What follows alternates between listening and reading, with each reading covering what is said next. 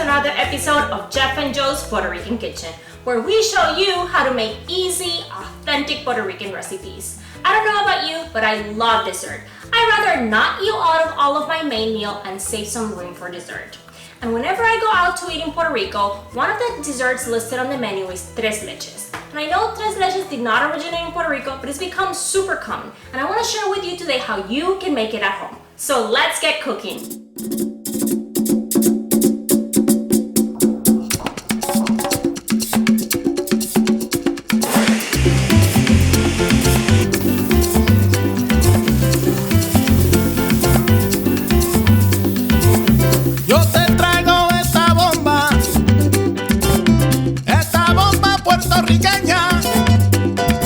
Yo te la traigo de Cupey, de Vega Baja y de Santurce, de todas partes de Puerto Rico.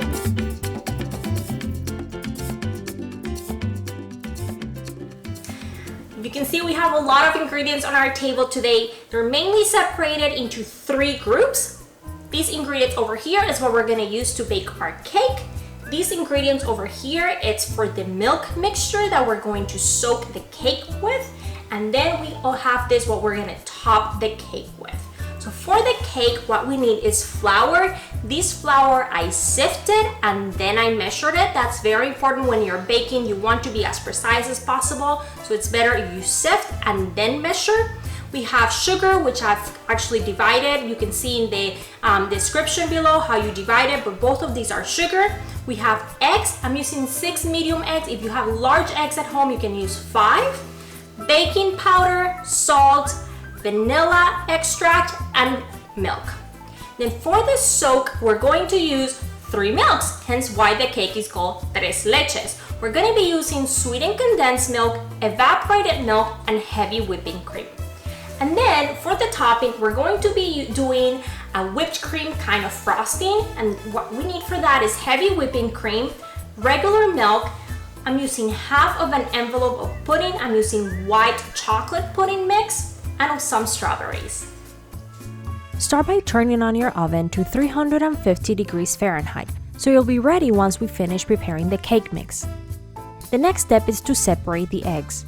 Crack the first egg and use your hands to separate the white from the yolk. Once separated, place the egg white into the mixing bowl of the electric mixer.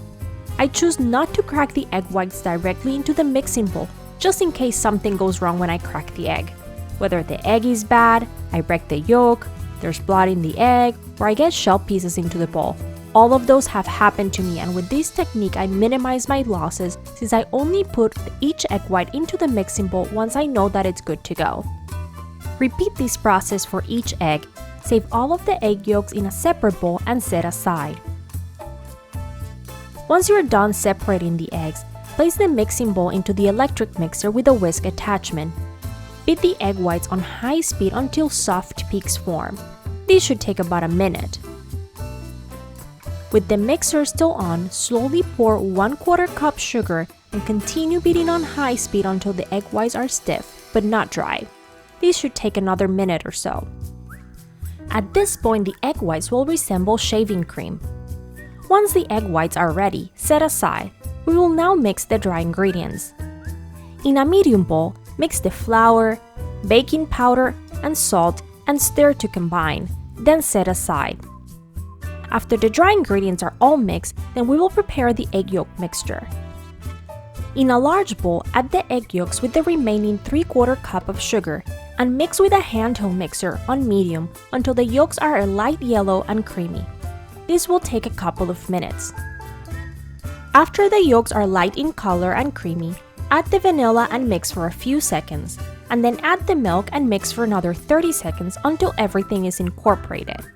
Use a spatula to clean the edges of the bowl and mix one more time. Once this mixture is ready, add the flour mixture to the egg yolks and mix slowly with a spatula. Be careful not to overmix. Make sure that there are no flour lumps in the mix.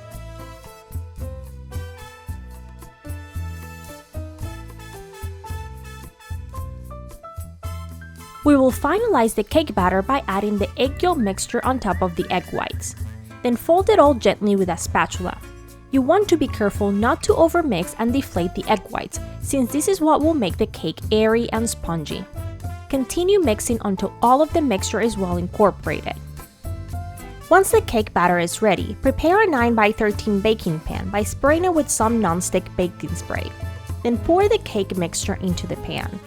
Try to make sure that the mixture is poured evenly. You can also use a spatula to level the top. This will help ensure that the cake has a flat top, which will make it a lot easier to decorate. Place the baking tray in the oven and bake for 25 minutes. While you wait for the cake to bake, prepare the milk mixture by adding the evaporated milk, condensed milk, and heavy cream to one bowl. Whisk them to combine, making sure that they're all well incorporated. Place this mixture in the refrigerator until you're ready to use it. For the frosting, start by adding the milk and pudding mix in a small bowl and combine thoroughly with a whisk. Set it aside. Now place the whipping cream in the bowl of an electric mixer with a whisk attachment and mix on high until it is thick. This will take a couple of minutes. Once the cream is thick, add the pudding mixture into the bowl and fold it with a rubber spatula until it is well incorporated and it has the texture of frosting. This next step is optional, but if you want to pipe your frosting, then prepare a piping bag by cutting the tip and adding a piping tip. Then fill the bag with the frosting and save it in the fridge until ready to use. I am decorating my tres leches with strawberries, but this is also completely optional. I really enjoy the flavor combination of the tres leches and the strawberries, plus strawberries have been really good this summer here in Florida, so I put them in almost everything. Wash your strawberries thoroughly and cut as you wish. Here, I just cut mine in half.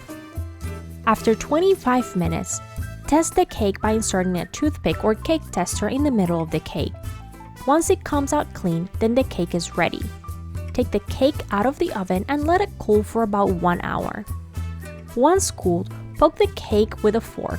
You will see that the top skin of the cake will start to get stuck to the fork. Remove all of that top layer from the cake and throw it away. This will allow your cake to soak more mixture.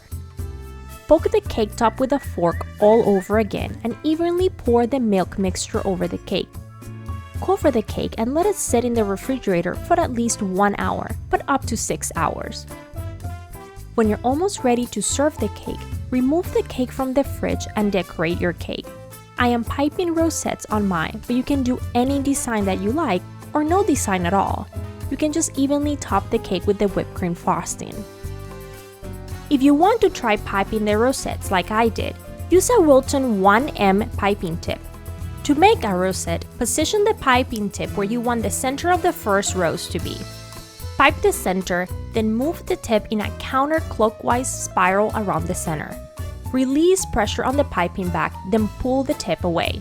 Repeat this same process for all the rosettes. The key is to apply consistent pressure on the back as you're piping. You can change the size of the rosette depending on how small or large you make that spiral around the center. Play around with it and have fun. Once the cake is covered with the frosting, then put the berries on top. Again, this is purely a preference matter, so you can't go wrong. I got a little carried away with mine, but I didn't want to waste any of those delicious strawberries. You're now ready to enjoy your cake.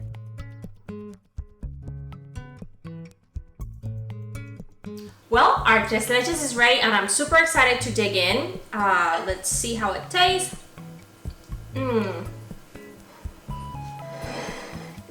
Tastes so good. Really want to show you guys when I cut into it. The cake is really moist, but it's not so moist that it's like a whole bunch of water or milk coming out of it. That's one of the reasons where I sometimes would hesitate to order the tres leches, just because there's just so much liquid into it that it just really loses the crumb from the cake, which I really enjoy. And so this recipe, I probably just added somewhere like average in terms of how much milk I added. If you actually like it super moist, and you can just add more milk if you want that. I prefer not to, and so that's kind of what I've shown here. The other great thing about the tres leches is that you can actually leave it in the fridge for a couple days and then serve it. Kind of starts, kind of developing more flavors the longer it sits in the fridge. But usually starting about day 3, it's gonna like soak too long, and so it just won't, again, it would just not have any crumb, that cake. So that's something to keep in mind, but it's certainly something you can make ahead. You can really decorate it however you want. I piped some rosettes just because I really like that type of decoration, but you can just, put the whipped cream frosting on top and just leave it at that. What else? You can also make it in like smaller quantities if you want to do it like individualized sizes. You can certainly do that. You can also bake it in like a smaller, like in a round circle, and then just layer it if you also want to do that. It's just like endless possibilities, but the most important thing is that it's super delicious, and I know you guys will love it and will really enjoy it. And so I really encourage you to give this one a try. If you have any questions or any comments, please leave them below. Let us know how the recipe goes for you. And join us again next week for another episode of Jeff and Joe's Puerto Rican Kitchen.